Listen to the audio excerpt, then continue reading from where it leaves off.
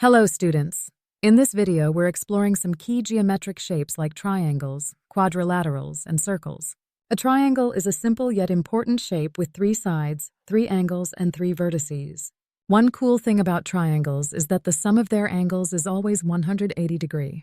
Also, the exterior angle of a triangle equals the sum of the 2 opposite interior angles. There are 3 types of triangles based on the length of their sides, as follows: scalene triangle, isosceles triangle, and equilateral triangle. A scalene triangle is a type of triangle in which all 3 sides have different lengths. An isosceles triangle is a type of triangle that has 2 sides of equal length that are not equal to the third side, which is of different length. An equilateral triangle is a type of triangle in which all 3 sides are of equal length. Next, we have quadrilaterals, which are shapes with 4 sides. The sum of the angles in a quadrilateral is always 360 degrees. The sides can be adjacent or opposite, and they come in various forms like squares and rectangles. Let's move on to circles.